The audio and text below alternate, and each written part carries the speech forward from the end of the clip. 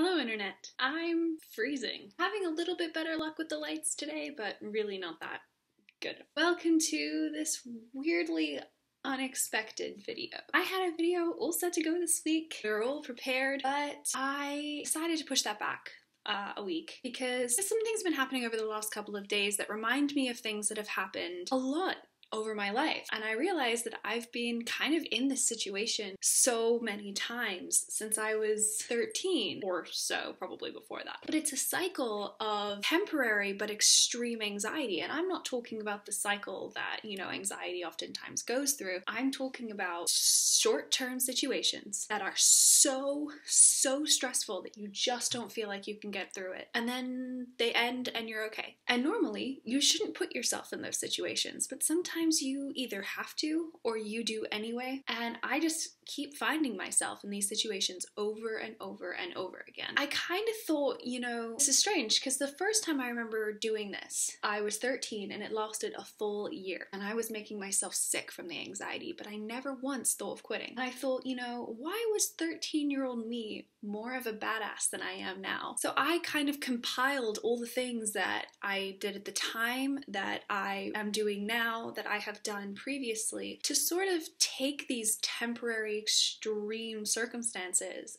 and turn them around to make them a little bit more bearable, to get you out of the rut and to sort of move on from that extreme anxiety. I could talk about making a cup of tea, which I actively do. I could talk about using my lavender perfume, but I'm not going to do any of those things because those are simple self-care things that I think that I've talked about more than a few times and that are just sort of people work into their everyday routines. I want to talk about the bigger changes that I've made over the course of these situations to sort of get me through spots that I didn't think I would be able to get through. This is, for me, mostly work orientated. I have discovered very recently, and anyone who knows me be like, well, yeah, duh. But I didn't really know this, but I am not cut out to work in an office, at least not in the sort of situation that I'm working on now. I am not the sort of person who can approach people to sell them things. That's why I wasn't good in retail and in restaurants, and it's why I'm not good working in the job I'm working in now. And that's not to say I'm not good at these jobs. I am. I just hate them, and they give me so much anxiety. So it's always a job-related situation that I find myself in when I'm very uncomfortable like this. But it might be another situation for you, but a lot of these are going to be kind of how I cope with work-related stressors. First thing I would say to do is remove yourself from the situation in any way you can. Get up and make yourself a drink. Go to the bathroom. Anxiety makes me dehydrated, so I tend to get up and drink a lot anyway. And people can see, like, I've got a full water bottle that I'm filling up, and I've got cups of tea I'm filling up, so it's completely tracks that I've gone off to the toilet like 5 times a day. No one's going to get mad at you for going to the bathroom, unless your boss is a dick, which I have had. But if that's the case, then keep yourself working, but move yourself to an area where you can do something productive away from what you were doing before. When I was working in a restaurant, it might be cleaning up the little area where we kept all like the condiments, just wiping it down because it got sticky, or replacing a sauce that we were out of and like filling it back up. Just something that takes you away from the stressful situation but even keeps you productive. That might work. Sometimes I would even just go to the back, put on some lip balm or some hand cream just to take 2 whole seconds out of the day to do something to remove myself from the situation, because I need to separate myself from whatever's upsetting me, and a lot of times it makes it easier to then go back after the fact. The second thing I would do is one that's very specific to people who experience anxiety the way that I do,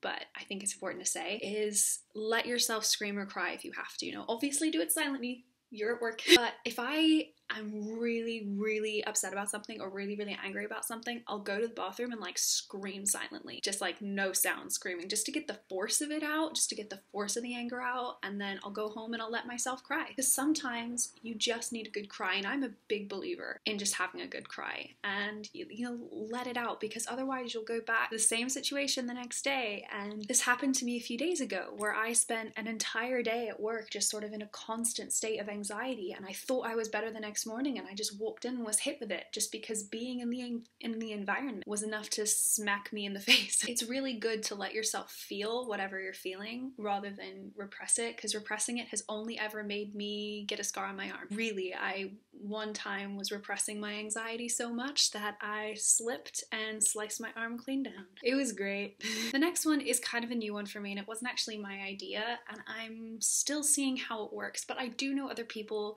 including my mother, who do it this way, and so I felt like it was important to mention, and that's channel your inner badass. So you identify whoever your badass might be, whether it's my 13-year-old self, who was like way better at this shit than me because she had something to prove, would always just keep going and channel that. Say to yourself, what would Hermione Granger do? Because yes, she is my idol, and I don't mean I was a fan of hers when I was a kid, I mean I idolized her.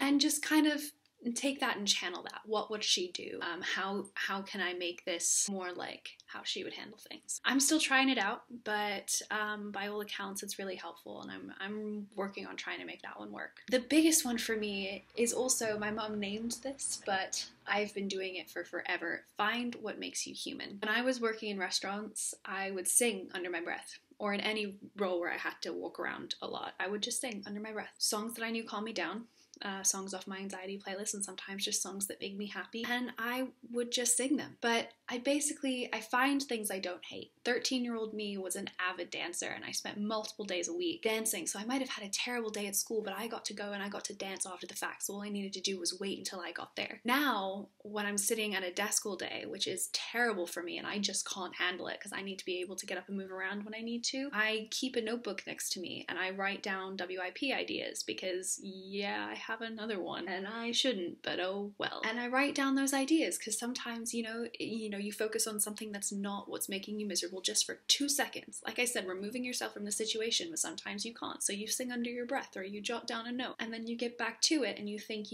this one thing that's making me miserable isn't the only thing in my life. This is not what makes me me. I have something separate that makes me feel human. And you do that. And honestly, it seems like having a notebook that I write in at work would make it worse for me to do my job, but I've been better at my job since bringing that notebook to work. I've been doing it better because I'm not as anxious. I have something to distract me from my anxiety, not from the job itself, from the anxiety, and that makes a huge difference. There's a different level of what's appropriate and what isn't based on the role that you're in, but for me, it's helped.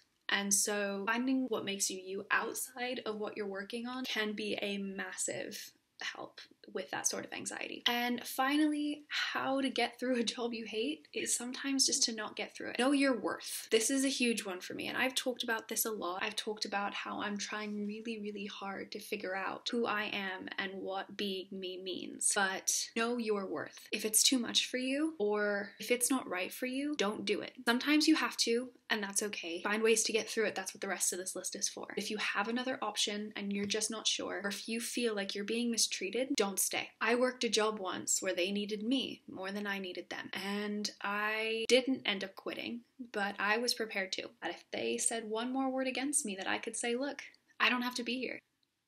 Know your worth, because there's no use making yourself miserable if you don't have to be. Sometimes you don't have another option, and I get that. One time I had to start actively looking for jobs in the middle of it, and I just couldn't find one. Now I ended up leaving that job anyway, but that was only because my student loan came through and I had a little bit of padding until I could find another job. I'm a firm believer in working out who you are, and if you have to be in a position you're not comfortable with, that's understandable. But if somehow you don't have to be, I know some people won't go job hunting because they don't want to offend their current employer, and if you're miserable, you really should find something that's going to be better for you, because being miserable fucking sucks. You shouldn't have to be. That got a little bit morbid and it was a little all over the place because I didn't write a script or anything, but I felt like with how I've been feeling in what I've been doing at the moment, I know I talked just a couple weeks ago about working from home, but because of the time of year and the nature of the job I'm working, that's not really an option at the moment. It's getting really, really hard, and I thought that,